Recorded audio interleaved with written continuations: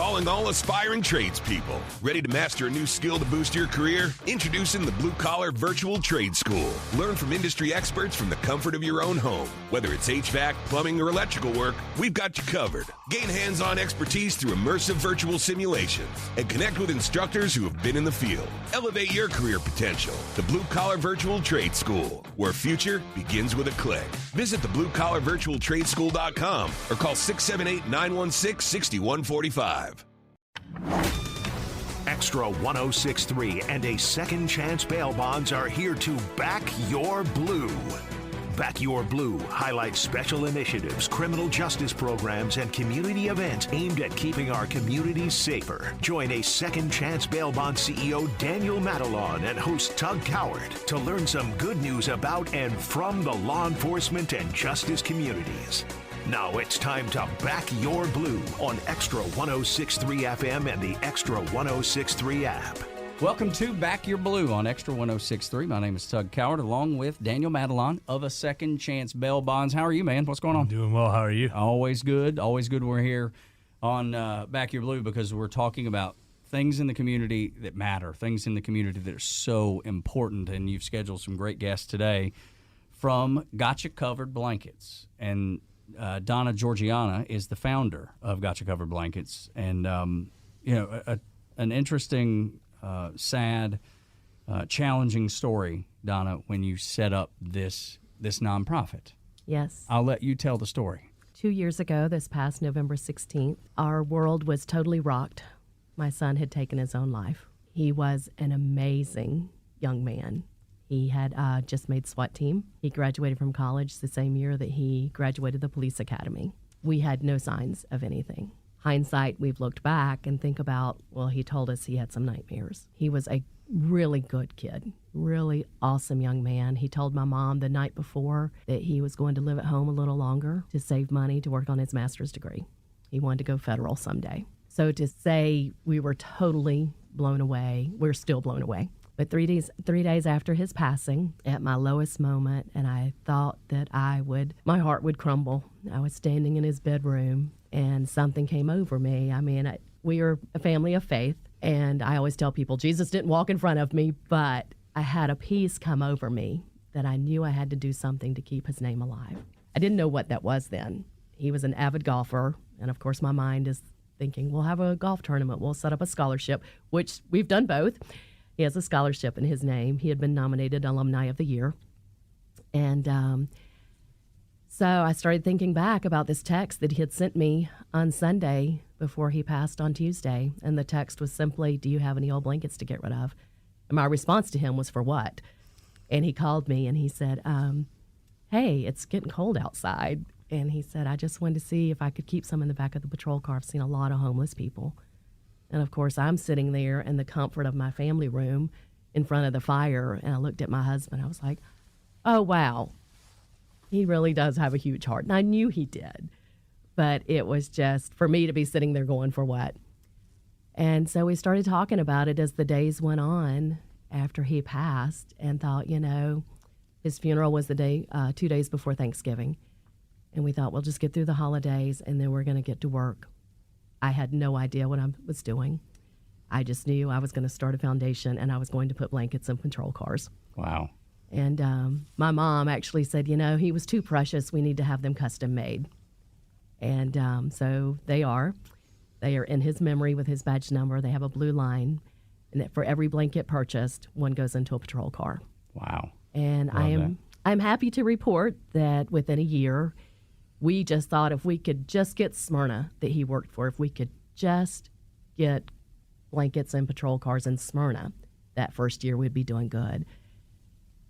It took off. People supported us in ways that we've never imagined, and we had blankets in all of Cobb County by last December. Wow. So now we have them at all of the city precincts. Captain Michael went with me. I'm so blessed to have him on our board. We took blankets to Jasper County, and I delivered to Dunwoody last week. So we're stretching outside, but we will always want to continue to replenish. And that's why with the gala we have coming up, we want to acknowledge these officers for acts of kindness. We want to hear these stories that are coming back, and it's really touching. It's more than just homeless. It's babies being wrapped up in hospitals. It's someone helping catch a dog that got loose. So the blankets are going to a lot of different people and a lot of different needs when they're in trauma. When I hear you talking about this, all I can think of is sweetness. And as a person of faith myself, too, we've been going to Perimeter Church for a long time over in Johns Creek. Been members for, 12 years, I guess. And prior to that, Alpharetta First United Methodist. Right. But the point being is that I'm always in this world that we live in that just seems so unfixable. Right. It does seem that. And then I see this ray of hope, and it is on your smile when you're talking about your son Mitchell, and then that hope that I hear you talking about when you're helping out, and this organization, Got You Covered Blankets, is able to comfort others in traumatic situations, right, as well as a homeless. And I want to bring in Chris Michael, who is a board member of Got You Covered Blankets, 25-year police veteran, retired in December of 2022 as a captain of the Cobb County Police Department. God bless you, Chris. Thank you for your service. Thank you. So glad to have you here. You were on the peer support team, the commander of that, as a matter of fact, and struggled with and overcome your own mental health challenges due to things you had seen on the job. And we talk about that on this show a lot, is how do you balance that? Because when you work in the field that you do, every headline typically is negative, and every headline is typically bad. Everything you have to deal with is typically heavy, or at least the majority of it. And that's something that I can understand. I just do a talk show where the news is negative, and I have to go home and turn it off completely and pet my dog on the head, or take him on a walk, or listen to music, read a book, do anything except what I've talked about earlier in the day. And I would imagine that's something that officers deal with more often than anybody even considers. It is. It is a very difficult balancing act. The time that it takes to complete your shift and the things that you have seen, and then you go home and try to decompress, and the way the body works with the chemicals that are released and the emotions and whatnot, by the time you come back to a baseline, you're back at work again. So you never actually have that time to balance. And some people find it very difficult to cope with in a healthy way. So some start doing unhealthy coping, such as drinking or stuff like that. Yeah. So people don't realize that officers, firefighters, are human. 911, they are human, and they're going to have human emotions, and they're going to have human reactions. And all day long, they are dealing with the lowest 2% of humanity, all the bad guys. But what they also have to deal with are all the good people on their worst day. It is really hard to remember sometimes that person that's screaming at you, yelling at you, cussing at you, is because they're having a trauma in their own life, and they don't know how to cope with that, and they're taking it out on you. You have to be able to understand, absorb it, deal with it. They are not a bad person. They are just having the worst day of their life. They don't know how to deal with this. So a lot of officers, they take this, they hold it in. Historically, we have been horrible as first responders to take care of our own dealing with the community. So they just don't know how to deal with it. And historically, we've been bad at that. We have not, let me back up. They have trained us to handcuff people, the laws, how to drive, emergency vehicles. All the work stuff. All the work stuff. Got all those boxes checked. They do that. What they don't do at the beginning is say, this is what you're going to face. This is going to be the changes in you physically, because you do change physically because of all the chemicals, and how to deal with it emotionally and deal with your family, how to teach the family how to cope with the changes. We don't do that. So I developed a class a few years ago where I would talk to the academy class with their families in the room. This is what to expect. This is how to deal with it. Family, communication is critical. You can't go home and say, I don't want to talk about it. You have to be able to communicate to some extent to let the spouse know that you're not coming home and say, if your wife says, what do you want for dinner? I don't care. And you're just sullen and you're distant. And eventually, if you don't speak with her and explain to her, that's going to damage the relationship. She's going to think that too. it's her. Yeah. And you have to tell her it's the job. It's not you, it's the job. Give me a minute, decompress, but then you have to start learning how to cope with it in a healthy way. No question about it. And Daniel, I expect that you've probably seen this up close more than, or is it maybe not more, but as much as anybody else with a second chance bail bonds, because you know what the officers are dealing with. You know that sometimes the type of people they're dealing with. Now, that doesn't mean that anybody that is arrested is guilty, and I'm not trying to insinuate that, but you just know it's the most critical moment of anybody's life. The officer, the person that's being arrested, whomever. It is one of those moments where it is high stress, and the stress isn't going away anytime soon. Yeah, it's so yes, there's the initial high stress at the beginning, but then it's also the duration of the case, right? Because, sometimes for me, for a second chance, we want these people to be in court, right? There's no case if you're not in court. So to think that the officers are out here doing as much work that they do and the great work that they do, having that person there is equally as important for us, because obviously they've put all this time and effort into working the case. But yeah, absolutely. It's definitely wild. And then us getting them back in, because a lot of these people don't, I've got probably over 500 fugitives currently active right now that we're looking for. So such a heavy word, fugitive. Yeah. But it's the accurate description. Right. No, they've absconded, and some of them have no intentions on doing anything, and we are looking for people all over the country. So we do take it very serious from that aspect of when these people are coming out. But it's all crisis and chaotic situations. When we come back on Extra 106.3 and Back Your Blue, we are going to continue the conversation about Got You Covered blankets, what they do, why they do it. And we'll talk about their gala that they're hosting on January 26th that will present 3 awards, really, really special awards. But then I got to tell you, as great as everybody is today on the show, Daniel, and have done incredible work in their career and are doing incredible work in memory of someone so special to them, there is even a cooler guest that has joined us today that most people won't even know this guest's name. But let me tell you, I got to pat her on the head. And I can't wait to talk about her. Next on Back Your Blue on Extra 106.3.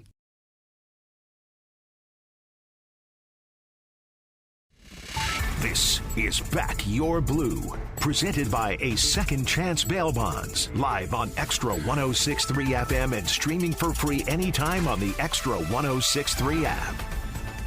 Welcome back to Back Your Blue on Extra 106.3. My name is Tug Cowart, along with my co-host Daniel Madelon from A Second Chance Bail Bonds, talking to a great organization, Donna Georgiana and Chris Michael, both of Gotcha Covered Blankets, which y'all have a great gala going on January 26th.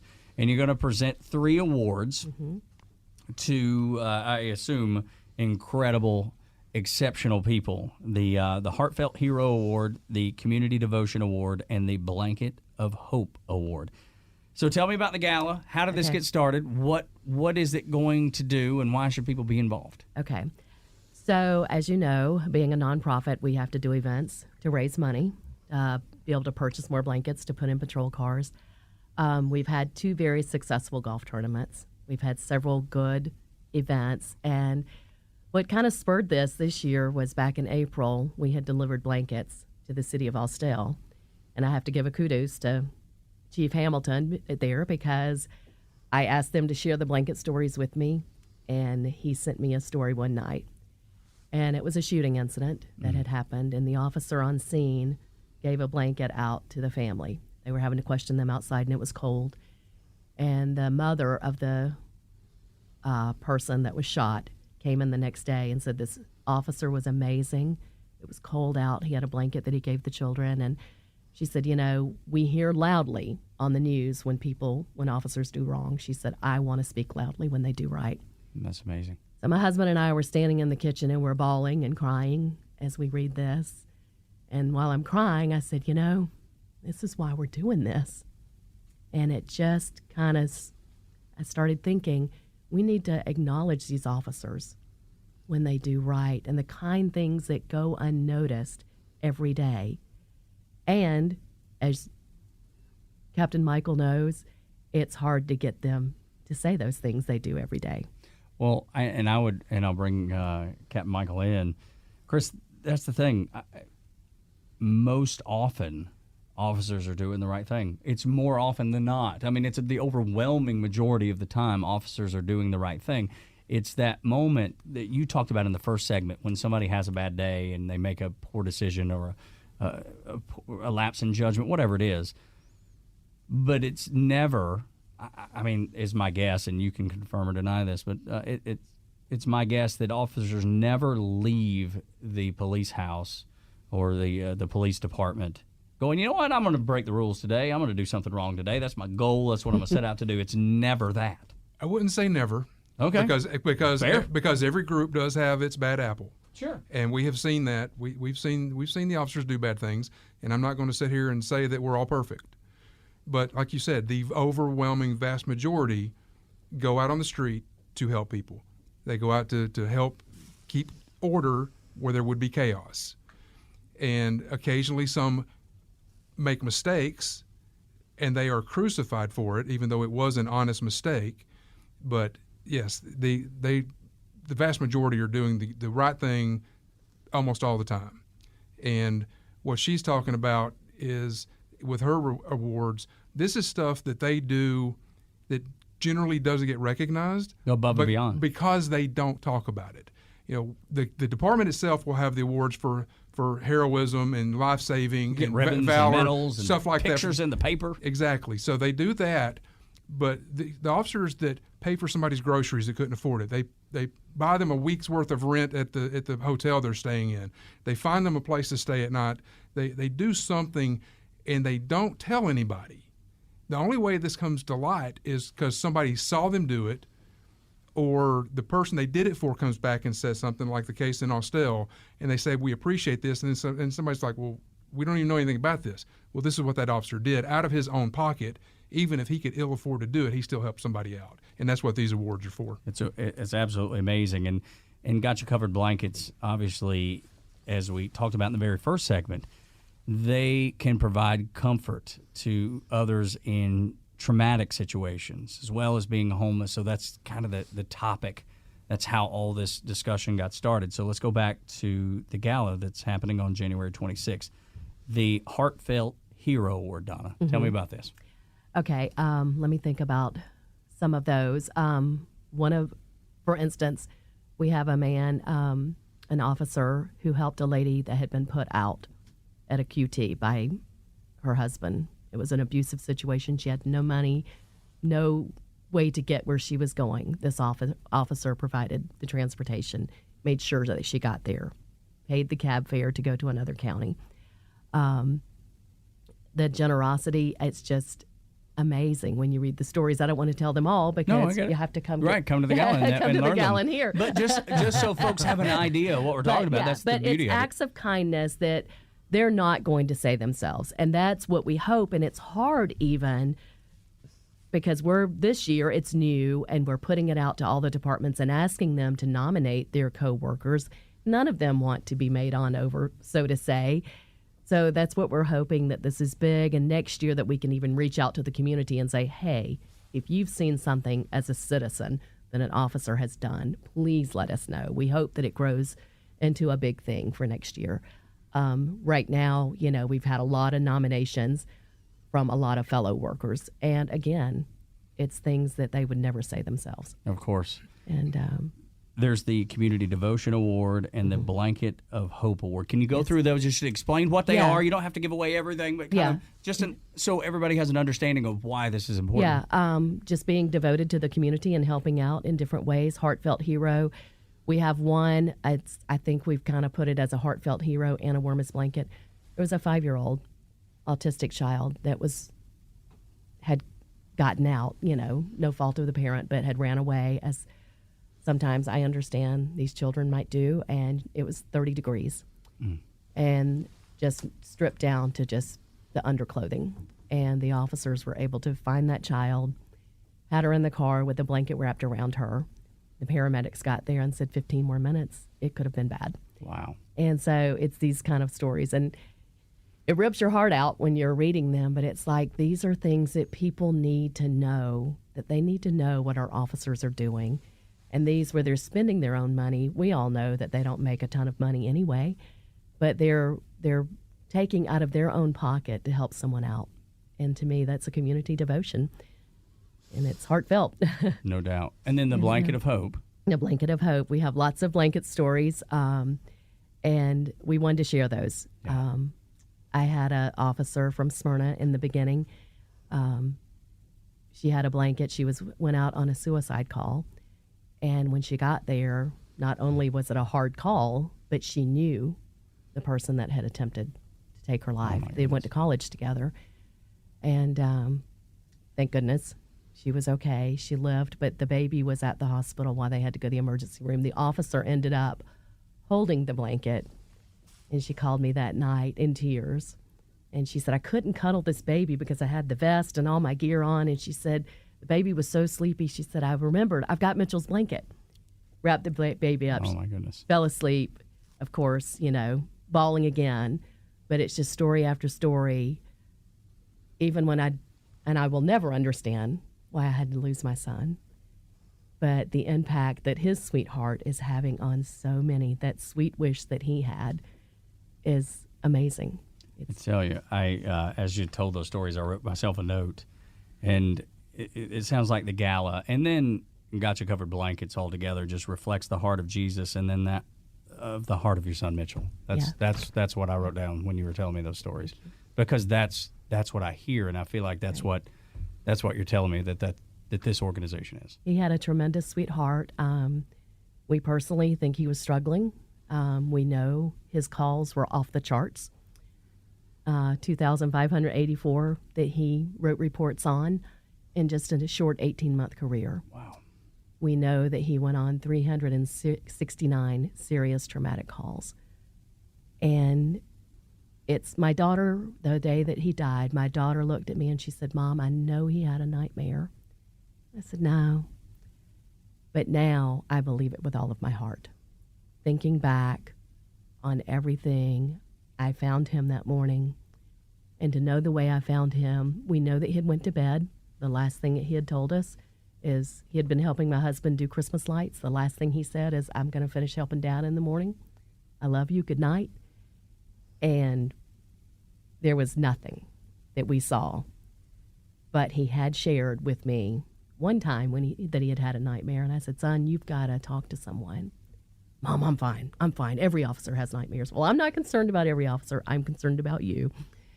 And he said, I promise, if it ever interfered with my day-to-day life, if I had known over 2 years ago what I know now, what I've learned now, one being going to Captain Michael's peer support graduate class, and it's no guarantee that anything would be different, but my husband and I sat and listened in this class, and things to look for and things to know, and I left there just, my husband and I both saying, what if we had to go through this class? What if we had this to look for?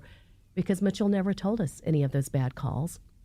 And to know that he had 369 serious traumatic calls, and he maybe told us a handful, mostly it would be, how was your night? And he would tell us the funny stories. Mm-hmm. Such a human reaction, though. Yeah. To not dwell yeah. on the things that are hard to talk about. Let's get to the funny stuff because we can all relate to that. And I some think things more relatable. It was because he was such a good-hearted young man. He had never led a fast lane of life. He was 23 years old. And I think, as Chris said, it was hard to get out there and see the world for what it was. And after talking to many, many officers who struggle with nightmares and sleep problems, now I'm convinced. And that there's something a clear there. connection. Yeah. And I'll bring you in, Captain Michael. Chris, what is it that you hear, having served for as long as you did as a police officer, when you hear Donna tell that story? Do red flags go off for you immediately? The idea of suicide is different for everybody. So she talks about not seeing any warning signs from Mitchell. And as you introduced me, you said, I'd struggled with my own issues. Sure. Okay. So I had been involved in many, many critical incidents through my career. But there was one that pulled that trigger and set things off and put my depression and whatnot into motion.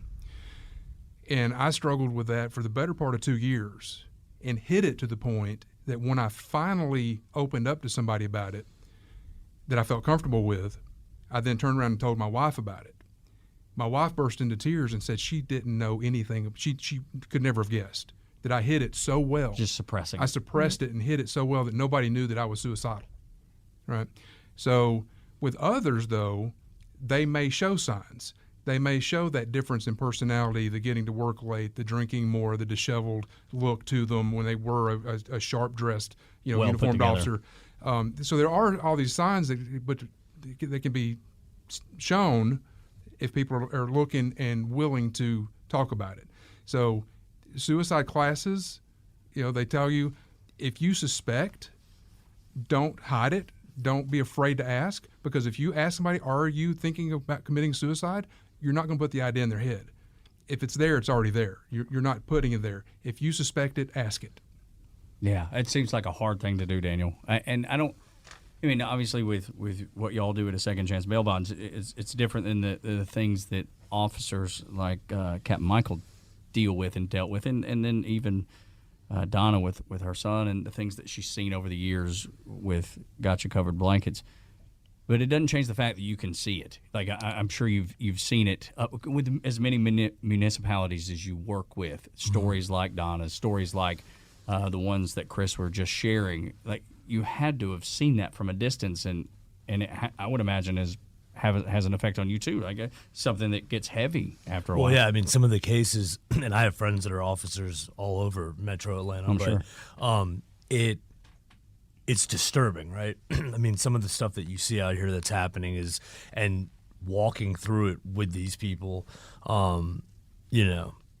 it's there's some people that can't work in it, so even just because the nature of the charges, and, I have people that will be at the office and be like, we can't deal with anything pertaining to that, or, so it takes a certain kind of person, because you just live in it 24/7. We never close, just like the police department never closes. It's a round the clock thing, and, and you're faced with all different types of stories and scenarios and people's lives. And so, yeah, it does. It's, again, I've been, I guess 20 years I've been in it. So, yeah. And your own struggles, too, which are well documented on your own website. Yeah. We've talked about them on this show, too. So I think we've all had something or known someone, or it's way in plain sight. And I think it's more talked about now than ever before, mental health illnesses and things of that nature. But no one is immune from it. Nope. And that's the thing that Gotcha Covered Blankets really focuses on, and that's why supporting that organization, supporting this organization, and the gala that's happening on January 26th is so important. How do people, because I want to introduce the guest that's in here that I think will make everybody smile, because how can she not? How do people support the gala that's going on that y'all are doing for Gotcha Covered Blankets? Well, we have different sponsorships available. We have a few still left. We have tables that we're selling. And I will tell you, we have a guest speaker coming down from Boston, Massachusetts, who's a captain who lost his police officer son to suicide 6 years ago. We, oddly enough, have not met in person. His wife and I call each other best friends that haven't met in person yet. But we connected through First Help, and Captain Michael, thank goodness, was able to meet him at a conference late last summer, and they are flying down. He will be our guest speaker. And we are so thrilled because he will not only be able to speak about the importance of peer support and training within our departments as an officer, but he's a father who also lost a son. This is going to... Y'all don't judge me on this, please, because this is... My wife and our son just went back to college, and he's 5 hours away, and my wife was in tears all day. He'd come home, not kidding. He'd come home for Thanksgiving. Everything was fine. It was a couple 4 days. But for whatever reason, this time, he was home for, 5 weeks or whatever. You're home between semesters. And he was so eager to go back. He was looking forward to going back. Can't wait to get back and go play baseball. I can't wait to see his roommates. And my wife, just for whatever reason, this time, it really stuck with her. It just broke her heart. And so yesterday, we didn't do a whole lot of anything. It was tough. Yeah. And that is not even in the same stratosphere with the things that y'all have seen and that y'all have dealt with, but it really goes back to the fact that family and companionship, and you talked about a best friend that you've made over the phone, like relationships it's matter. A God thing. It is. It totally is.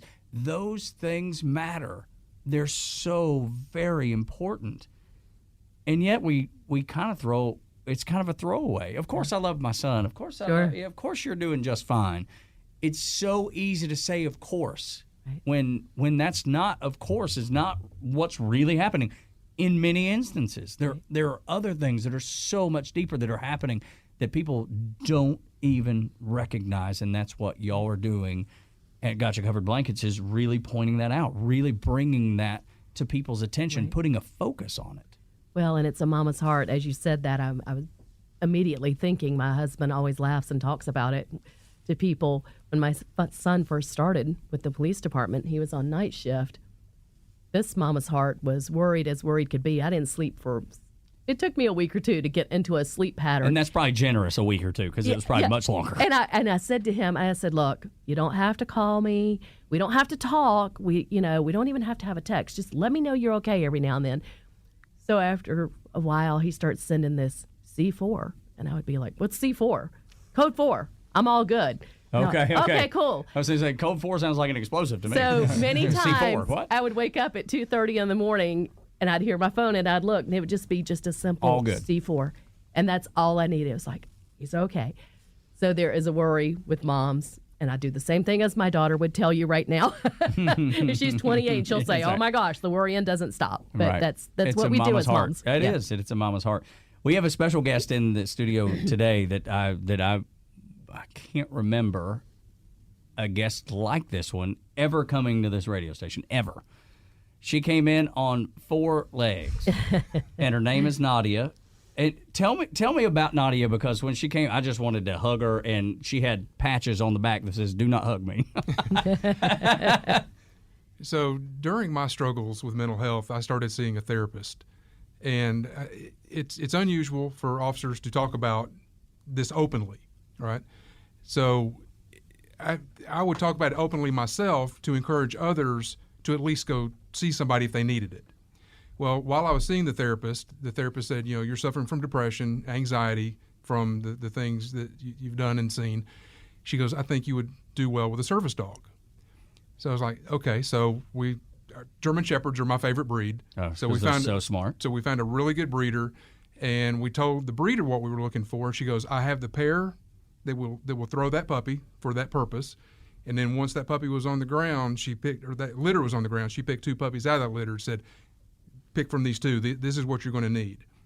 And I ended up picking this one, and she has been absolutely phenomenal. She has got the best temperament of any dog I've ever owned, and she's being trained officially as a service dog for me, but she's also going to double as a post-critical incident therapy dog for first responders. So if they're having a debriefing or something like that, we can go and we can let her work the room. And she does a good job too. Once you let her, once you gave her the command to visit, she was all set. She gave me a big old kiss on the side of the face. She's just as sweet and as beautiful as you just described. Yeah, she loves absolutely everybody and everything. Everything is a friend to her. Yeah, right. And I understand why, because Daniel, who wouldn't want to be friends with her? That's Not right. only is she gorgeous, right. I bet if somebody come at you sideways, son, she'd tear somebody's leg off if need be, in defense and I protecting. don't think so. No, no. what? I won't even give this dog the combination of my safe because she'd help the burglar break into it. She's that I'm telling you, sweet. she does it. Not an aggressive boner, Bonnie. You ever met a dog that won't bark at a doorbell? No. This dog doesn't bark at anything. Well, that's because she's well trained, surely. Yeah, she's just that laid back she's and got that friendly. temperament. The doorbell rings, she'll look up and go, "Hey, Hey. am I about to get to meet somebody new?" Seriously, I'm Yeah. about to go out and meet a friend. Yeah. That me and the mailman, we've been buds for weeks now. Yeah, it's just her temperament. She loves everybody and everything. I love We it. have made her our mascot. I love Gotcha that. Covered. Is she on the website and everything? Well, she needs to she's be. on She's social not. media. There we Yes, go. yes. If she's not, how do folks give us the website? Speaking of, quickly before we wrap the segment. www.gotchacoveredblankets.com. .com. Okay. Yeah, I almost said .net. Sorry, .com. Gotchacoveredblankets.com. Yeah. And then social How do they Facebook and Instagram. Yeah, and it's at Got You Covered Blankets? Mm-hmm. See, look at Got there. You Covered Blankets. Daggum, I could be an investigator. I couldn't investigate it because I would forget. Before I got everything done, I would forget. When we come back, we will wrap up the show. What to look for in these situations. This is Back Your Blue on Extra 106.3. What are your plans for your business this year? Hey, it's Tug. Do you want to expand and grow? Aren't you exhausted by going to lenders, building a relationship, and a week later, you got a new person to deal with? You have to start all over again? You don't have that with First Liberty Building and Loan. The Frost family has been helping businesses grow since the 90s, and they want to know you. Unlike big banks, they want to partner with you. The Frost family knows the patterns. They know the ebbs and flows. They know business. Get to know them at firstlibertyga.com. Building a building, buying a franchise, expanding. Reach out to them. Spend 10 minutes with them. See if you're a fit for them and if they're a fit for you. You do that at firstlibertyga.com. And by the way, if you're a young banker and want to work with a team that is faith-friendly and has a culture of excellence, First Liberty might be a good match. Reach out to them today. First Liberty Building and Loan. firstlibertyga.com. That's firstlibertyga.com. Finding your direction, a career path, can be difficult. There's so many choices. Check out Life University and explore your options at their Eagle Madness Preview Day on Saturday, March 2nd. It's your opportunity to spend the day learning about their unique undergraduate programs like culinary nutrition, biology, business administration, and more. Come discover exciting majors and talk to current students and faculty at our beautiful Marietta campus. We'd love to see you at our Eagle Madness Preview Day on March 2nd. For more details and to register, visit life.edu/join today. Extra 106.3 and a second chance bail bonds are here to back your blue. Now back to the show on Atlanta's only conservative news and talk station, Extra 106.3. Welcome back. Final segment of Back Your Blue. My name is Tug Coward, along with my co-host and the man that is responsible for making this show happen and all of the good discussions we have, shedding light on the good things that happen in our community. Because if you watch the news at night, Daniel, it doesn't look like there's a lot, but there is. There's definitely a lot of positive things happening. And all you have to do is listen to the show, and you'll find it. Our guest today from Got You Covered Blankets, Donna Georgiana. She is the founder, and then Captain Chris Michael, a board member of Got You Covered Blankets. And we even have Nadia, the German Shepherd mascot, in with us this morning, which has made my day, if nothing else. We talked about the stresses that officers go through, Captain Michael, and obviously, Donna, that your son struggled with, but most people, they don't see that. They only see an officer doing the job, and it's just like any other job. As soon as you clock out, you're done, and your day's over, and you go and do whatever it is. Watch Netflix and eat pizza or something. Whatever you do on your own. In a line of work like police work or emergency, any sort of it, doesn't matter if it's a firefighter, an EMT, they see things. It kind of relates back to people in the military, too, because that's where really the conversation about PTSD got started, or at least from my recollection, that's where it got started as a guy that served in the United States Navy. I remember guys struggling with it, but it didn't get talked about when I was in. Now, 20-plus years later, after getting out of the Navy when I did in the early 2000s, it has become a point of discussion. But I don't think many people recognize when help is needed, and I would love for either of you to jump in and talk about that. Point out the things that families listening right now that have moms or dads or children, siblings, aunts and uncles that work on the police force or any of these really stressful jobs. What should they be looking for? Well, families should be looking for those red flags. The families know their officers, their firefighters, their 911 operators. They know them the best. They will be the most attuned into seeing the changes. And some of the examples that I give in the class I teach is, okay, we're adults. We like adult beverages. If somebody likes to have a beer with dinner, and that's what they've been doing for, because that's what they like, fine. Let them have an adult. That's not a problem. But when they come home and say the words, I need a second one, I need another one, I need more, and you start seeing that increase, it's time to say something. That's a different pattern. That is a different pattern, and that's what you're looking for. You're looking for something different. Like I said earlier, you're once a well-dressed, uniformed officer, and now you're kind of disheveled. Your boots are not shined. Your shirt's kind of untucked. You ain't shaved. You're not, that kind of stuff. Just look for those little things, and then you don't have to come right out and say, "Are you thinking about suicide?" I mean, you don't have to come at them like that. Just say, "Hey, is everything okay?" Give them an open-ended question, not a yes or no question, because that is what we as first responders are notorious for. Hey, after a critical incident, hey, are you okay? Yeah, I'm fine. You good? Yeah, I'm good. It's simple. That sounds so simple, yet is not really, really hard to do. I mean, we even run into it with kids, like when you're trying to get your kids to communicate with you about what's happened in elementary school, and they're not, or especially middle school, teen years when they don't want to talk, right. And you have to drag words out of them. The last thing you want to do is ask a yes or no question, right. because that's what you'll get. Well, and that's exactly the one time that Mitchell shared with me that he had nightmares. It was one of those nights, and I will never forget it. I remember the time of year his dad and he and I had been shopping for his dad's birthday, and we were talking that night, and he was just chatty. And it was one of those times where it wasn't what he was saying. It was just like, hey, your 23-year-old son is in the mood to talk. You talk. Yeah. And he was sharing with me about a case that had bothered him that he had been on, and it was a domestic assault. And, I could see the concern in his face, and I said, son, you can't hold this. Of course, hindsight, I wish so many things I could have insisted more, done more, and I didn't realize, because he looked at me and he said, Mom, you haven't seen her face.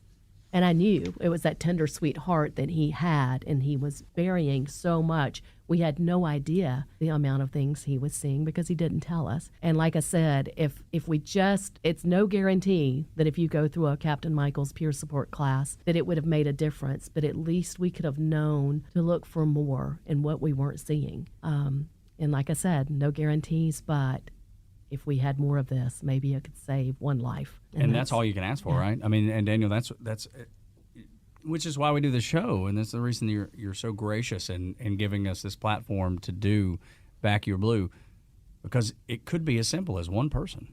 And the work that you do and how many people you affect. If you could affect one more in a positive way or manner, I mean, your job is done. That's a wonderful thing.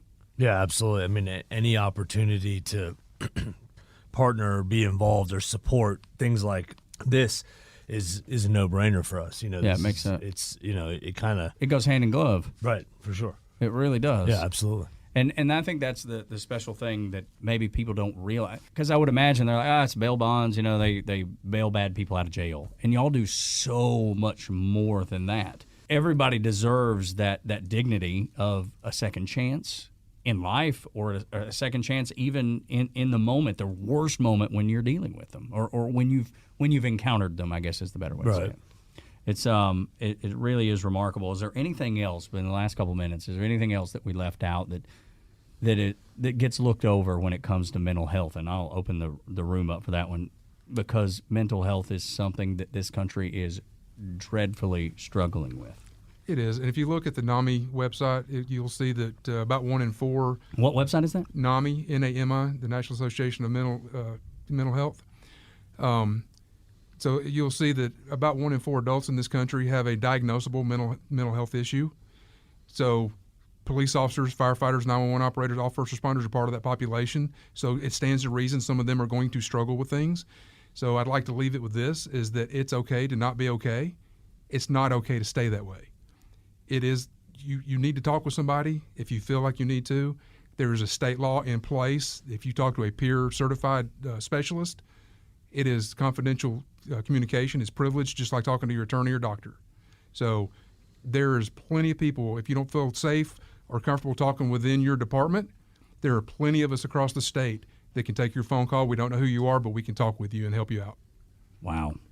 It's amazing to know that resource is out there.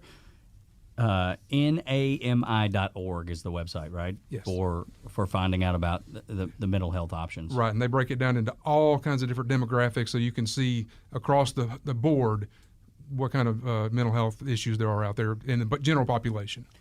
Donna, anything Yes. that you would like to conclude with? It could be as simple as support us at gotchacoveredblankets.com, or anything else that... Yes. We would love for people to come out. We are so excited because we have every precinct represented for our awards at the gala. That's awesome. All of the city precincts in Cobb County and Cobb County, of course. And most of the chiefs will be there making the presentations for the awards for us. And so we are thrilled. It's a good opportunity to meet people within your community, your local police departments, and to see what they do. I hope we're going to have a fun-filled night. It's going to be Western style. My son loved his cowboy boots. God bless him. I love mine too. So we're looking forward to a fun evening and hope that it will help us to grow and do more. All I can say is thank you for the work that you do and taking something so incredibly difficult and doing something positive with it. It's my survival, truly. I know that. I know that's I have the to truth. keep his name alive. I can only imagine. Donna, thank you. Captain Michael, thank you so much for all you do, and we hope that won't be the last time we see you, man. I hope you'll come back around and hang out with us. I will. There you go. Daniel, another great show. Thank you, man, for giving us this platform. How can folks find out more about a Second Chance Bail Bonds in case they need your service or know someone who does? It's 404 Bailout and atlbail.com. It's that simple. This is Back Your Blue on Extra 106.3. A lifetime of hard work. Children laughing in the kitchen. Family photos on a restaurant wall. A legacy that lives on. It all comes from the power of a conversation.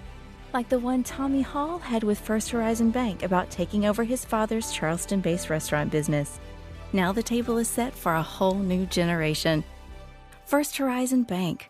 Let's find a way. Go to firsthorizon.com/Tommy. First Horizon Bank, member FDIC. Finding your direction, a career path, can be difficult. There's so many choices. Check out Life University and explore your options at their Eagle Madness Preview Day on Saturday, March 2nd. It's your opportunity to spend the day learning about their unique undergraduate programs like culinary nutrition, biology, business administration, and more. Come discover exciting majors and talk to current students and faculty at our beautiful Marietta campus. We'd love to see you at our Eagle Madness Preview Day on March 2nd. For more details and to register, visit life.edu/join today. Job seekers, stop the endless job hunt. The Blue Collar Recruiter is your key to the career you deserve. Are you a skilled worker seeking the right opportunity? Look no further. We connect you with employers who appreciate your dedication and expertise. Technicians, electricians, plumbers, welders, and more. We've got it all, and opportunities are just waiting for you. So skip the frustration and let us guide you to your next job. Call the Blue Collar Recruiter, 678-916-6145, or visit thebluecollarrecruiter.com.